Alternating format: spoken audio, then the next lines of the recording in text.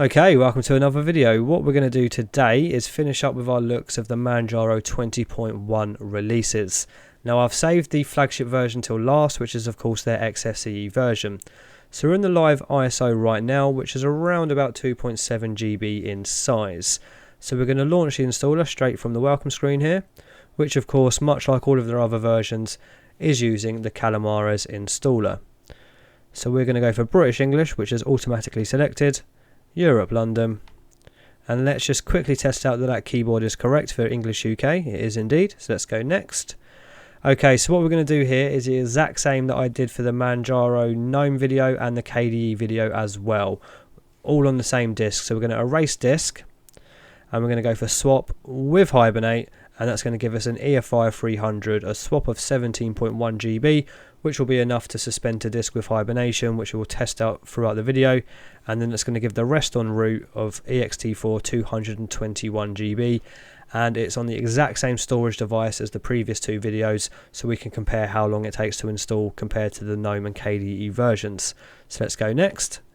Okay, user account time, Tyler Lappy. And as per usual, I'll be using the same password for the administrator and logging in automatically. Okay, so in the previous videos that we've done, we tested out FreeOffice, which was okay, but I'm much more of a LibreOffice guy, so we're going to go ahead and go for LibreOffice. But it's pretty decent to have the choice there straight from the installer of what office suite you want to choose. So let's go next. Right, so we're going to review those options to make sure that's all well and good. It is indeed, and we're going to go install. And as soon as I press install now, I'll be starting a stopwatch so we can see exactly how long this takes to install.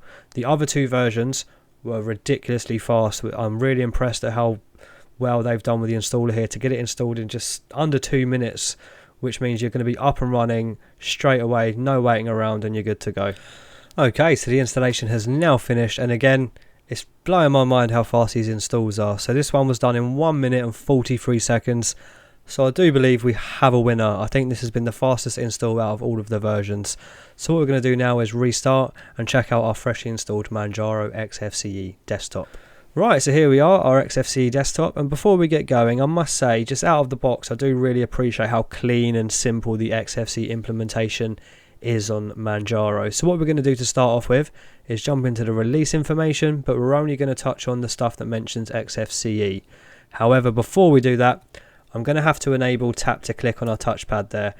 So let's jump into the mouse and touchpad settings, and as you can see by default, the default selection is mouse, but pressing this drop down button here will then reveal touchpad, will then also reveal a little tab there, which will then have your sort of general touchpad settings. There's not a lot here, but the two that are here are the things that we really worry the most about. So tap to click, we're going to enable that.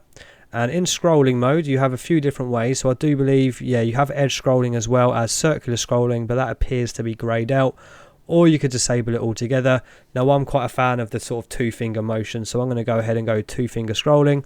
Now, there's no apply or save button. You can just exit that, and it has already applied. Perfect. Right, so let's jump into the release information very quickly. And let's start with the XFCE section right about here. So, the XFCE edition remains our flagship offering and has received the attention it deserves. Only a few can claim to offer such a polished, integrated and leading-edge XFCE experience. With this release, we ship version 4.14 of XFCE and have mostly focused on polishing the user experience with the desktop and window manager. We've also switched to a new theme called Matcha. A new feature display profile allows you to store one or more profiles for your preferred display configuration. We've also implemented auto application of profiles when new displays are connected. So that's pretty handy. And then of course, much like the other versions, PAMAC 9.5 and the kernel is 5.8. So what we're going to do then is very quickly just touch on the desktop. So of course, very clean XFCE setup with a panel at the bottom here. And if we go into the panel preferences, we can see what items are included out of the box. So of course your whisker menu is the application launcher to your left, which is assigned to the left super key. And you have the search bar at the top and then some favorited applications in the main pane. And then you have all your categories there for your applications to the right. And you also have quick links to the settings, logging out, etc. We then have our Windows buttons, which is a pretty standard Windows button with a full title of the application window. We have a Show Desktop button right next to the Virtual Workspace switcher. which will be moving from a left to right motion, and you can also grab a window inside your workspace switcher and then move it over to there, and then you can move it back and we're good. And you also have your notification area, pulse audio plugin, clock and action buttons. So by default the size is 36. I'd usually take that down, but we might get to that in a moment, and I'd probably move it to the top of the screen, which we'll probably also do in a moment as well. No transparency is enabled out of the box, but you can do that with these little sliders here. So let's see what applications we do have installed out of the box. So we're going to start in accessories. So okay, so we have Covantum Manager installed out of the box. So what I'm going to imagine is we're also going to have Qt5. We do indeed. So Qt5 settings. So with a combination of these two, as you can see here, if we go into Covantum Manager and go to change configure active theme, nope, change delete theme, sorry, you can see there it says select a theme Machinima. Now if you go onto Qt configuration tool here, you'll notice the styling is selected as Covantum. So what that should do is make all your sort of Qt applications not look out of place on your desktop here, which is good that that's included out of the box. So let's keep going. Is there anything else in accessories? That's a little out of the ordinary. No, we do have Funar, of course, which is your default files manager for XFCE, and let's see if it will pick up my server out of the box on the Samba share there. It has indeed. So that's all worked out of the box. There was no sort of manual intervention required, which is pretty handy. So I'm going to type in my password and make sure that's all working as it should. Remember forever. And we've got to do a default password for our keyring there. Perfect. So that's all working out of the box. And of course, Funar does have a nice interface, and you can open things in a new tab, etc. And you have the full path there in your address bar. Right, let's keep going. So I think that's all I really want to check out in accessories. So in education, of course, you have LibreOffice Math, which is included in the Office suite that we chose in the installer. We then have games, which is Steam out of the box as well, and so it's the same as the other versions. They all include Steam out of the box from what I remember. And in graphics here, we have Gcolor 2, GIMP, LibreOffice Draw and View Noir for image viewing. And in internet, we have the SSH server browser as well as the VNC server browser. Now Firefox is your default web client. HexChat is an IRC client. Pidgin again is a multi-protocol chat application, and of course Thunderbird is our default email client. Now in multimedia we have Audacious, we have the Pulse Audio volume control, we have the V4L2 test utility and capture utilities, and your default sort of general media player, if you like, is going to be VLC, which is handy because it's the one I use on pretty much every distribution, as it plays near enough all the files you could possibly want it to play. So that's all well and good. Let's keep moving. So in Office now, it's mainly just going to be taken up with the LibreOffice suite that we chose in the installer, but we also have our Arraj calendar, Global Time, QPDF view, and then the dictionary there. So in other, you've got HP UI scan. Now in settings, it's mainly going to be settings that apply to the XFCE desktop here, but there might be the odd one or two things here that, yes, you have the software updater there for PAMAC. And of course you have your add or remove software where you can add new applications.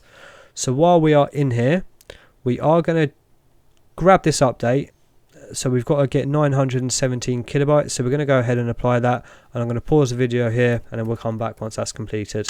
Okay, that is done. I needn't have really paused it there, to be honest with you. So I'm quite interested to see if this has App Image Launcher installed out of the box like the KDE version. It doesn't. That's not to worry though, because it is in the AUR, so you can install that fairly easily. So what we're going to do is jump into the preferences here, and we're going to go over to the AUR and enable that. And because I'm going to edit this video on this laptop, we are going to grab the Flatpak version of Kdenlive. So if we go over to here and go to enable, and we're also going to go check for updates there.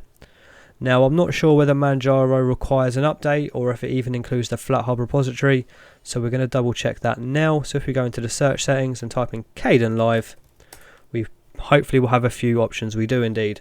So we can grab it from the official repos, which if I was on KDE I probably would, but as we're on XFCE I'm going to grab the Flatpak, and as you can see there it is from FlatHub, so they do include the FlatHub repo out of the box ready to go. So we're going to go ahead and install that now and apply. So that shouldn't take too long, but we're going to leave it minimized while we carry on having a little look around. Now I want to see the sort of way they've set up the keyboard shortcuts. So we know that Super and left Super is our Whisker application launcher. Let's open up Funar and see if we have a Windows tiling Super and left. we don't. So let's see if we can set that. I know sometimes on XFCE it can be a bit finicky when you have the super and left assigned to whisker and then also assign it to something else, but hopefully that isn't the case here. So if you go into keyboard shortcuts,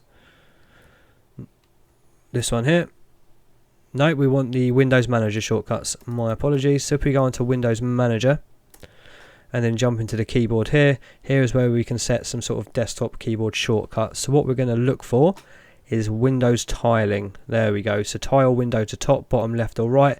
Now I tend to only really need left and right. So what we're going to do is go tile window to the left, and we're going to assign that to super and left.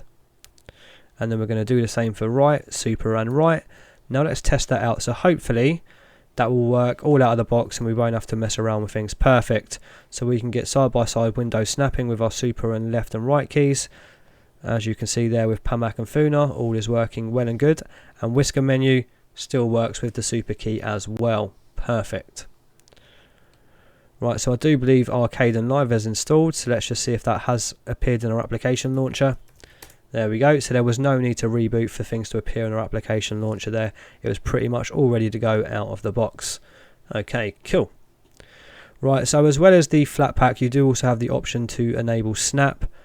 So if you sort of don't want to just always rely on the AUR, you can go for Snap and Flatpak.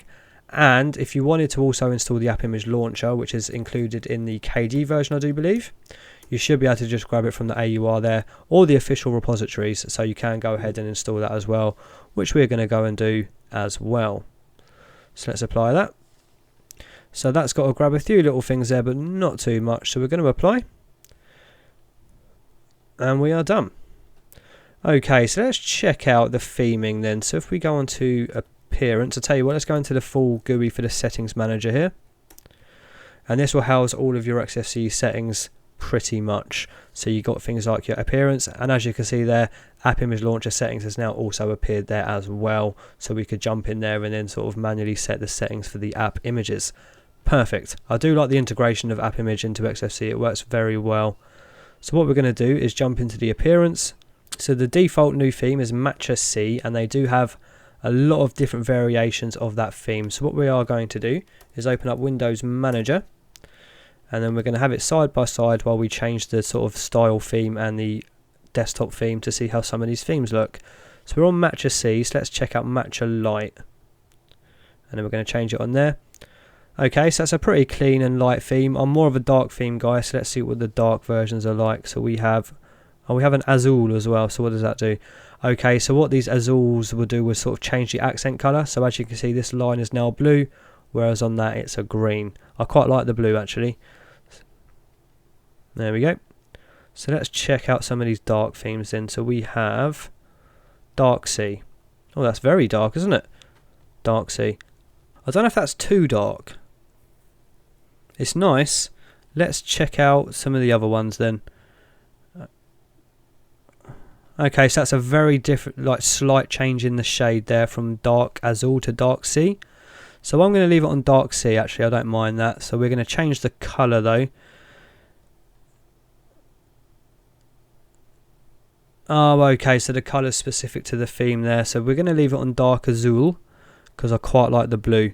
Okay, perfect. So other themes that they have included, of course, are Adwater, Adwater Dark, and High Contrast. Now let's check out the icon theming. Okay, so the default icon pack is Papyrus Maya, and then they have a lot of different variations of the Papyrus icon pack, as well as Adwater, ePapyrus, Gnome, and High Contrast. Okay, so I wonder what wallpapers we have installed out of the box. Let's go on to desktop settings. Okay, it's loading quite a few by the looks of it. Yeah, there does appear to be quite a few wallpapers installed out of the box here. So let's try it with a slightly lighter wallpaper. Let's go for this one here. There we go, and let's move our panel to the top. And we're going to unlock it. I'm going to move it all the way up there. And let's also make it a little bit smaller. I'm kind of a 26 to 28 kind of guy, depending on the screen. On the laptop, I'd probably say 28 is just about right. There we go. Yeah, that looks okay to me. So let's check out the terminal. Oh, okay, so it uses a drop-down terminal by default, which is the XFCE terminal. I wonder if we have HTOP installed out of the box. We do indeed. So we're currently using 833 megabytes out of about 15.5 16 GB.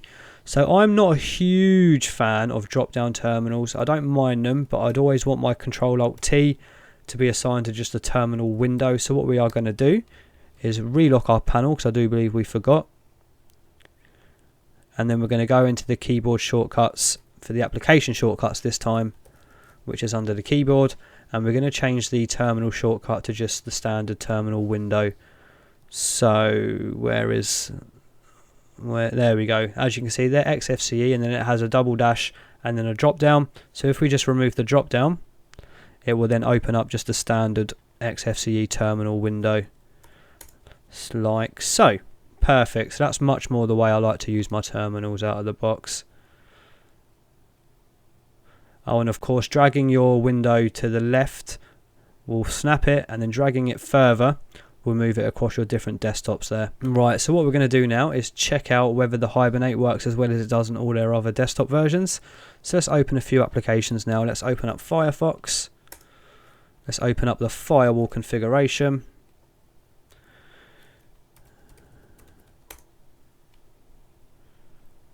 Okay, very simple firewall there.